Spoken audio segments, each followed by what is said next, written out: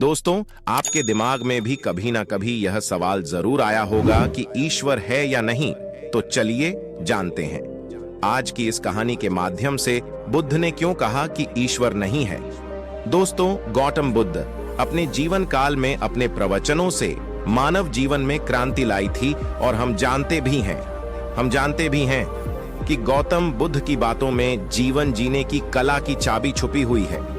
उनके जीवन में घटित हुई घटनाओं से बहुत कुछ सीखने को मिलता है। ऐसे ही एक घटना के बारे में आज मैं आपको बताऊंगा। गौतम बुद्ध के समय में एक सवाल उनसे अक्सर पूछा जाता था कि ईश्वर है या नहीं, और हर बार बुद्ध एक अलग जवाब देते थे। ईश्वर के बारे में पूछा गया यह सवाल आज भी पहेली है और बुद्ध के समय में भी पहेली ही था। लोगों ने यह सवाल कई बार बुद्ध से पूछा, लेकिन बुद्ध कभी भी इसका सही जवाब नहीं दिए। एक बार की बात है, एक ज्ञानी पंडित गौतम बुद्ध का प्रवचन सुनने आया करता था और वह पंडित उनकी बातों से सहमत भी था।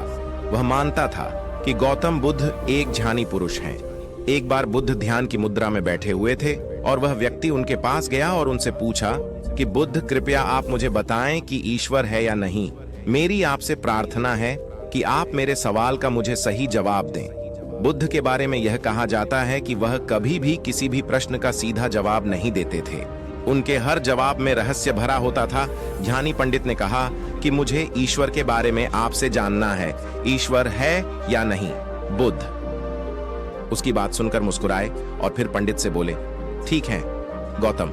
बुद्ध ने कहा कि मैं तुम्हारे सवाल का जवाब जरूर दूंगा, लेकिन उससे पहले मेरे कुछ प्रश्नों का जवाब आप मुझे दे दो। पंडित ने कहा, मैं बिल्कुल आपके प्रश्नों का जवाब दूंगा। आप कृपया प्रश्न पूछें। बुद्ध ने कहा कि क्या तुम सूर्य को मानते हो? पंडित ने बुद्ध की तरफ देखा और कहा कि यह किस प्रकार का प्रश्न है? मैं छोटा बच्चा हूं, आप जो मुझसे बच्चों वाला प्रश्न पूछ रहे हैं। सूर्य तो साक्षात प्रकट होता है और पूरी दुनिया को रोशनी देता है। धरती पर रहने वाले हर जीव को सूर्य से ऊर्जा प्राप्त होती है। सूर्य को तो हम रोज ही देखते हैं।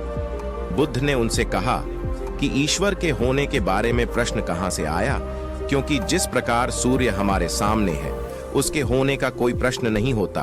तब ईश्वर के लिए यह सवाल क्यों उठा? ईश्वर को मानने की क्या आवश्यकता है?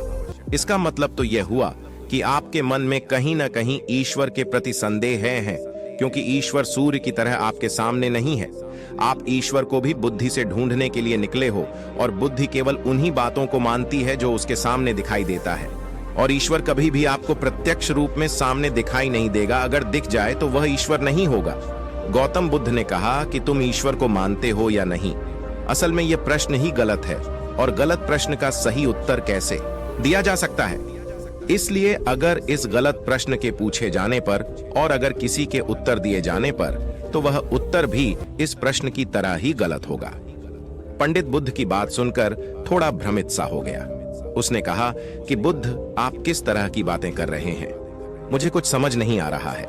बुद्ध ने कहा, अगर मैं तुम्हें सीधे शब्दों में बताऊं तो इसका मतलब यह है कि ईश्वर को माना नहीं बल्कि जाना जा सकता है।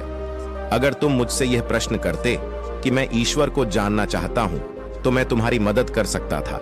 और जिस दिन तुम ईश्वर को जान जाओगे, उस ईश्वर की व्याख्या तुम सीधे कभी नहीं कर पाओगे, लेकिन लोगों को ईश्वर के दर्शनों का स्वाद चखने में मदद जरूर कर सकते हो। तुम कभी अपना अनुभव किसी को दे नहीं सकते हो, लेकिन किसी को अनुभव कराने में सहायता जरूर कर सकते हो। दोस्तों, आपने बुद्ध के जीवन की कितनी कहानियां, किस्से सुने होंगे। वहां आपने देखा होगा कि बुद्ध ने कभी भी ईश्वर के बारे में स्पष्ट नहीं कहा, और इसकी वजह से कई बार बुद्ध के ऊपर उंगलियां भी उठी। लोगों ने यहां तक कहा कि बुद्ध कुछ भी नहीं जानते, क्योंकि बुद्ध इस तरह के प्रश्नों का ठीक से उत्तर कभी नहीं देते थे। गौतम बुद्ध इस तरह के प्रश्नों से हमेशा बचा करते थे, क्योंकि ईश्वर और आत्मा के संबंध में कोई उत्तर दिया ही नहीं जा सकता है, और अगर कभी देना भी पड़े तो वह उदाहरण के माध्यम से उसे समझाने का प्रयास करते थे, क्योंकि ईश्वर और आत्मा के संबंध में कोई उत्तर दिया ही नहीं जा सकता है। यह संभव ही नहीं है। और मेरा यह मानना है कि बुद्ध को सचमुच ज्ञान प्राप्त हुआ था। वह उस ईश्वर का अनुभव कर चुके थे, और कोई भी व्यक्ति जो इस अनुभव को प्राप्त कर चुका हो, वह कभी भी ईश्वर के बारे में या ज्ञान के बारे में सीधा सीधा कभी नहीं बताता। वह आपके प्रश्न को बीच में ही लटका देता है।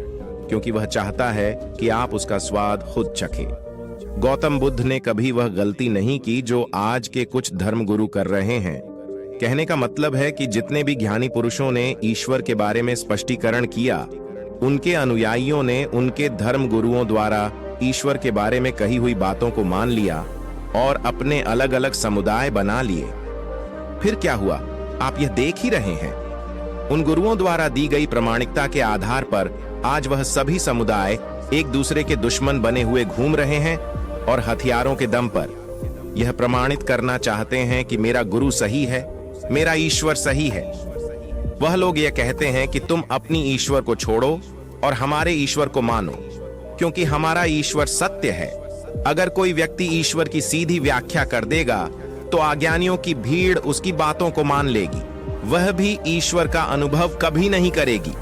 वह भीड़ तो केवल आपकी कही गई बातों के आधार पर किताबें लिख देगी और हाथ में तलवार लेकर चल पड़ेगी कि हम अपने समुदाय को बढ़ाएंगे, अपने धर्म को बढ़ाएंगे, प्रचार प्रसार करेंगे। शायद बुद्ध इस बात को जानते थे, इसीलिए उन्होंने कई बार ईश्वर के वजूद को भी नकारा। इनकार इसलिए किया कि आपकी प्यास और गहरी हो सके, आप उसको जानने के लिए उतावले हो जाए। अगर बुद्ध ईश्वर के बारे में सीधे सीधे कह दे तो भीड़ आसानी से उनकी बात मान जाएगी। और ऐसे ही हमने धरती पर न जाने कितने ही ईश्वर और भगवान को जन्म दे दिया है। ऐसा लगता है कि ईश्वर ने मनुष्य को नहीं बनाया, बल्कि मनुष्य ने ईश्वर को पैदा किया है।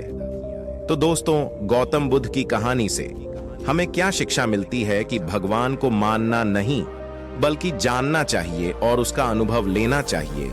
ईश्वर को जानने के लिए सिर्फ एक ही रास्ता है और वह है ध्यान। ध्यान में जितनी गहराई से जाओगे, उतना ही तुम्हारा ईश्वर के प्रति अनुभव होता चला जाएगा और तुम्हारे सभी प्रश्नों के उत्तर भी तुम्हें मिल जाएंगे।